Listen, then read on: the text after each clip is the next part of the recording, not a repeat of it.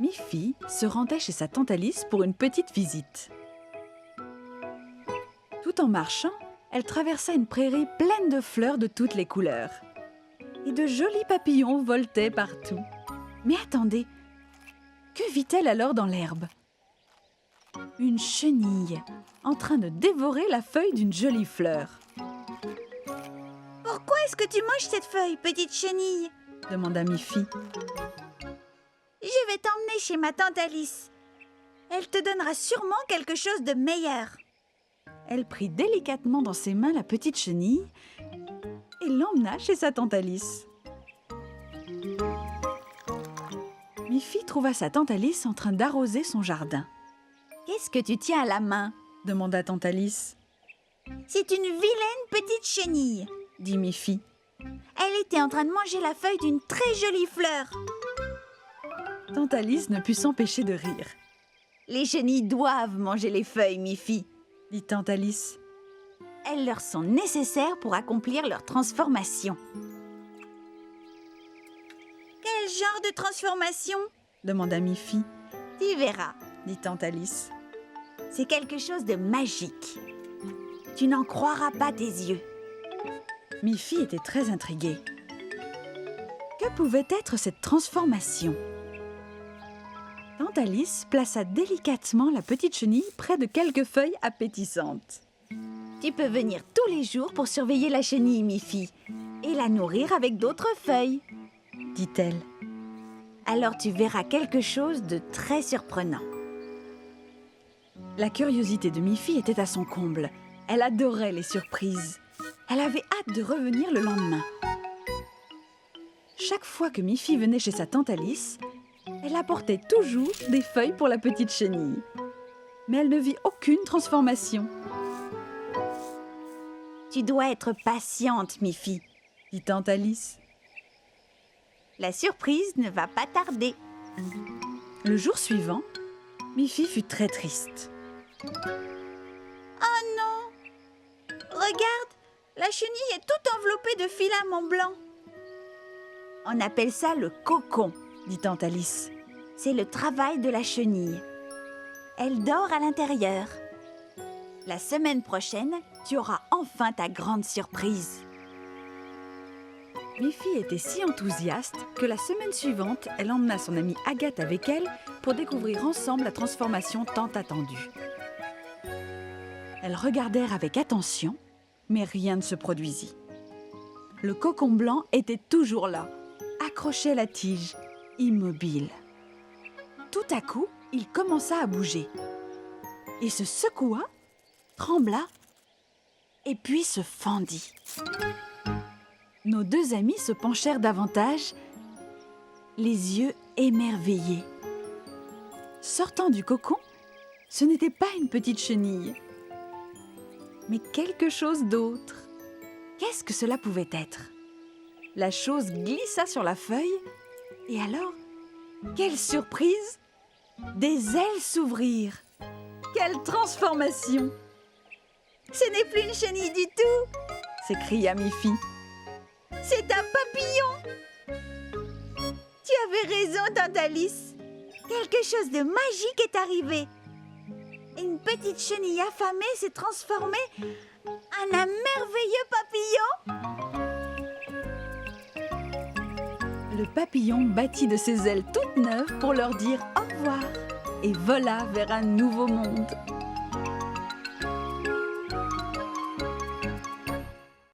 Un matin, maman lapin voulut préparer le déjeuner. Mais elle n'avait pas de carottes. Elle savait que Miffy aimait beaucoup les carottes. Je suis allée au marché de très bonne heure ce matin, mais quelqu'un avait déjà acheté toutes les carottes des marchands. Il n'en restait plus une. Moi, je sais qui a des carottes dans son jardin. C'est Colette. Elle a un très beau jardin où elle fait pousser un tas de carottes. Alors, si tu allais chez Colette, je suis sûre qu'elle te donnerait quelques succulentes carottes. Au même moment, Colette était installée devant son petit déjeuner. Elle était en train de manger la toute dernière carotte de son jardin. Ces carottes sont si bonnes que je ne résiste pas à toutes les manger. J'aurais dû en planter beaucoup plus, dit Colette.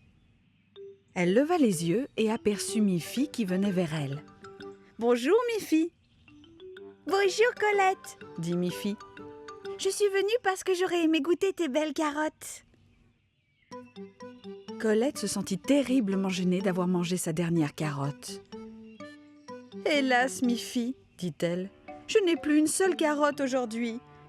Et si j'en plante maintenant, elles ne seront pas mûres avant des semaines. » À ce moment-là, Tante Alice arriva, portant 2 lourds paniers. « Bonjour, Miffy. Bonjour, Colette. J'ai acheté toutes les carottes du marché ce matin. J'ai l'intention d'essayer une nouvelle recette très spéciale. Vous êtes invitées toutes les 2 à venir la découvrir. Vous pouvez emmener des amis si vous voulez. » Et elle s'en alla chez elle. Miffy et Colette étaient impatientes d'aller à ce dîner. À ce moment-là, Boris et Barbara passèrent. Miffy et Colette leur annoncèrent que Tante Alice leur préparait un menu spécial aux carottes pour dîner. C'est que nous n'aimons pas beaucoup les carottes, dit Boris. Oh, mais vous devez venir, dit Miffy. Ma tante Alice sait faire de si bons plats aux carottes. Cet après-midi-là, Tante Alice fut très occupée dans sa cuisine.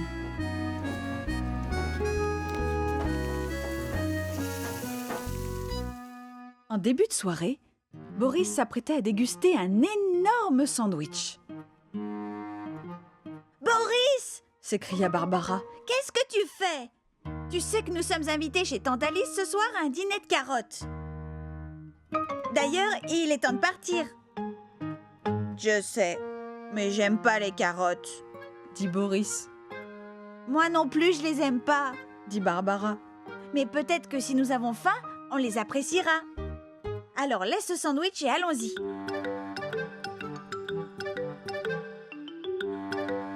En arrivant près de la maison de tante Alice, ils sentirent une odeur appétissante. « Ça sent vraiment très bon, » dit Barbara. « Ça peut pas être des carottes, » dit Boris. « Elle a dû préparer autre chose. » Quand tout le monde fut à table, tante Alice leur servit de la soupe aux carottes, du pain aux carottes, un pâté en croûte aux carottes et du jus de carotte.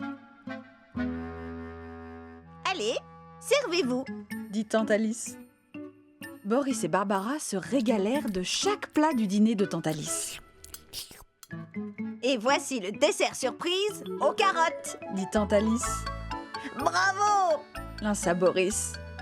« Quel fabuleux festin aux carottes !» Sur le chemin du retour, Boris dit à Barbara. « C'était vraiment un très bon repas. Nous allons planter un tas de carottes dans notre jardin. » Miffy adorait les couleurs. Elle regarda par la fenêtre pour repérer les couleurs de la nature. Elle vit que le ciel était bleu, que l'herbe était verte. Elle aperçut des fleurs rouges et des fleurs jaunes, là, dans son jardin. Elle regarda ses mains. « Moi, je suis blanche, » dit-elle, « et je porte une robe bleue. » Que c'est agréable d'avoir autant de couleurs autour des soies, pensa-t-elle. À ce moment-là, on sonna à la porte. C'était Mélanie. « Bonjour Mélanie, » dit Miffy. « Bonjour Miffy, » dit Mélanie. « Je vais jouer au parc. Tu veux venir avec moi? »« Oh, volontiers, » dit Miffy. Et nos 2 petites amies s'en allèrent ensemble. Sur le chemin du parc, elles passèrent devant la maison de Colette. Sa maison était rouge avec un toit vert. Il y avait de lumineuses fleurs jaunes plantées dans le bac à fleurs de la fenêtre. Colette revenait de son jardin. Sa brouette était pleine de belles carottes oranges. « Bonjour Colette, » dit Miffy. « Bonjour Miffy. Bonjour Mélanie, » dit Colette. Tu as une très belle maison toute en couleurs, dit Mélanie.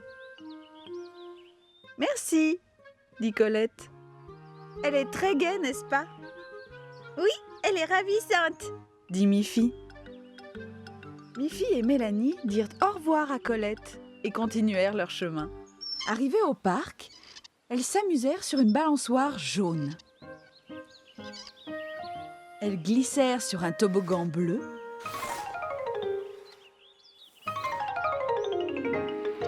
Et elles tournèrent sur un manège rouge. Miffy dit à Mélanie. Regarde, tu as vu toutes les couleurs qu'il y a autour de nous? Oh oui, Dit Mélanie. c'est très amusant. Toi, tu es blanche et moi, je suis brune. Nous sommes de couleurs différentes. Nous sommes de couleurs différentes, mais nous sommes égales. Dit Miffy. Exact. Approuva Mélanie. Nous sommes deux petites filles, l'une blanche et l'autre brune. Toutes ces couleurs différentes rendirent nos petites amies très joyeuses. Il y a vraiment partout des couleurs différentes autour de nous, dit Mélanie. Elles virent un oiseau vert, un autre bleu et des tas de papillons multicolores.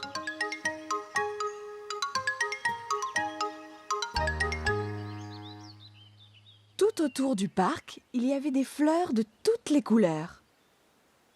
Mais en reprenant le chemin du retour, les nuages s'accumulèrent. Le ciel bleu devenait gris.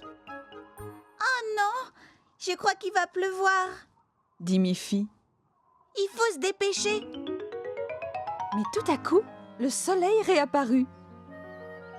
Et nos deux amis assistèrent au plus beau spectacle de couleurs. Un arc-en-ciel! S'exclama Miffy. Toutes les deux se dirent. Que le monde est beau tout en couleurs!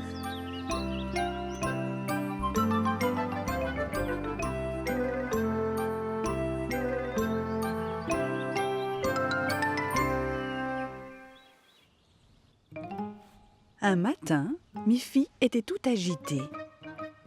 Papy et Mamina Pompon venaient lui rendre visite. Cela voulait toujours dire une surprise à la clé. Papy portait d'ailleurs un gros paquet. Maman et Papa Pompon souhaitèrent la bienvenue aux grands-parents de Miffy. Bonjour Mamina, bonjour Papy.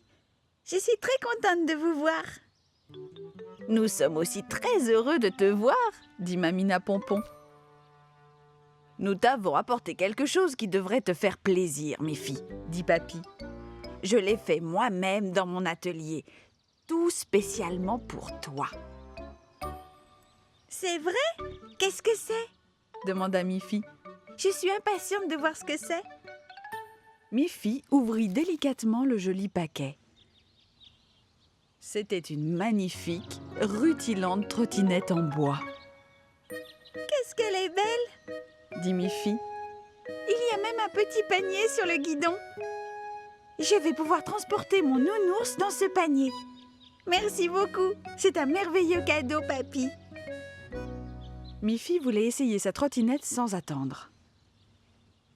Allons jusqu'au parc, comme ça tu peux l'essayer, Miffy, dit Papa Pompon. Je vais te suivre.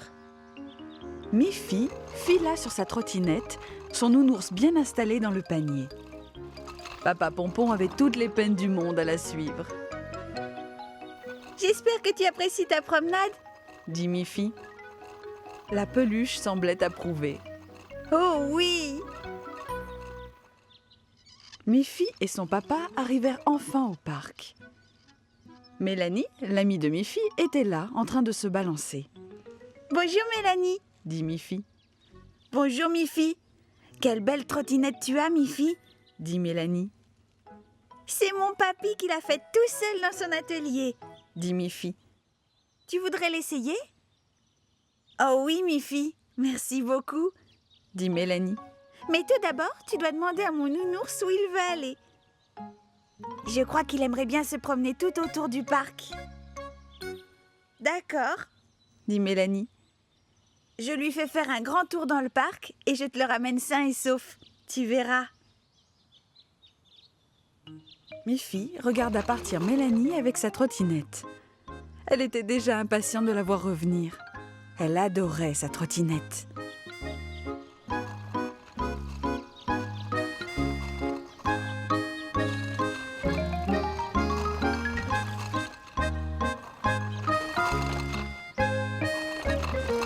À son retour, Mélanie dit: C'est une très belle trottinette, Miffy. Je vais demander à mon père de m'en faire une aussi. Et on pourra se balader ensemble.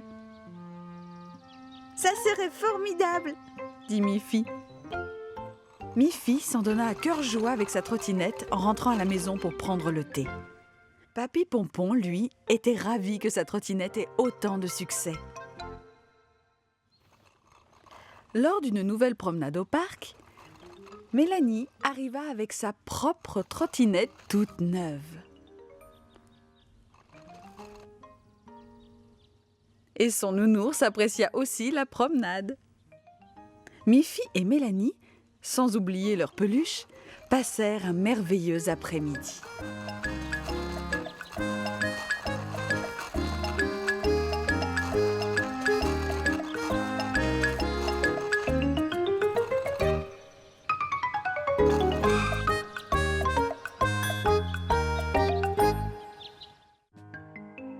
Un jour, Colette invita Miffy chez elle pour un goûter thé et biscuits.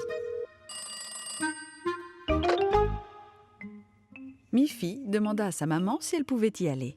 « Bien sûr que tu peux y aller, Miffy, » dit maman Pompon. « Sois seulement très prudente avec ta trottinette. Il fait froid dehors. Et le sol peut devenir glissant si la neige se met à tomber. » Je serai très prudente, maman, dit Miffy. Je te promets de te rapporter des biscuits de Colette. Miffy se lança sur sa trottinette vers la maison de Colette. Elle atteignit la maison de Colette sans encombre. Colette avait préparé de délicieux biscuits et du thé. Miffy et Colette passèrent un agréable moment ensemble.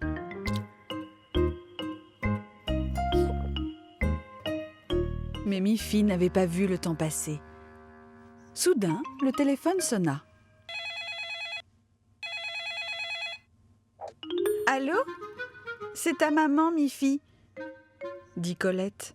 « Elle dit qu'il est temps de rentrer parce qu'il va sûrement neiger. »« Elle a raison, » dit Miffy. « J'ai passé un très bon moment avec toi, Colette. Mais il faut que je rentre maintenant. » Miffy mit son manteau et son écharpe. Elle était prête à prendre congé de Colette, quand elle se souvint de la promesse faite à sa maman. « Je peux rapporter quelques-uns de tes bons biscuits à ma maman ?» demanda Miffy. « Avec plaisir. » Colette mit quelques biscuits dans un petit sac en papier et le plaça dans le panier de la trottinette de Miffy. « Sois très prudente sur ta trottinette, Miffy. » À peine était-elle partie qu'il commença à neiger. Elle avançait le plus prudemment qu'elle pouvait. En quelques minutes, il y avait tellement de neige que ça devenait vraiment glissant. Et quand elle se lança du haut de la colline, boum! Miffy n'était pas blessée, mais elle décida de marcher à côté de sa trottinette jusqu'à la maison. Derrière sa fenêtre, maman Pompon commençait à s'inquiéter. « J'espère qu'il ne lui est rien arrivé, » pensa-t-elle. Elle aperçut enfin Miffy. Quel soulagement! Elle ouvrit très vite la porte. « Tu vas bien, Miffy ?» dit sa maman. « Je suis très contente que tu sois revenue en marchant. »« Au début, j'étais sur la trottinette, » dit Miffy. Mais à un moment, j'ai dérapé et je suis tombée dans la neige. Alors j'ai décidé de rentrer en marchant et je me suis pas fait mal du tout. Oh, j'ai t'ai apporté quelques délicieux biscuits de Colette. Miffy regarda à l'intérieur du sac. Mais où sont passés les biscuits? Oh non, dit Miffy.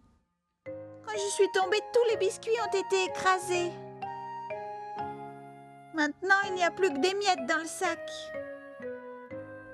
À cet instant, Papa Pompon arriva. Bonjour tout le monde, dit-il. Vous avez vu? La neige est poudreuse à souhait. C'est le moment idéal pour faire de belles descentes en luge. Oh non, dit Maman Pompon. Il fait beaucoup trop froid pour moi. Je préfère la bonne chaleur de ma cuisine. J'en profiterai pour vous préparer une fournée de vos biscuits préférés. Ils rirent de bon cœur tous les trois.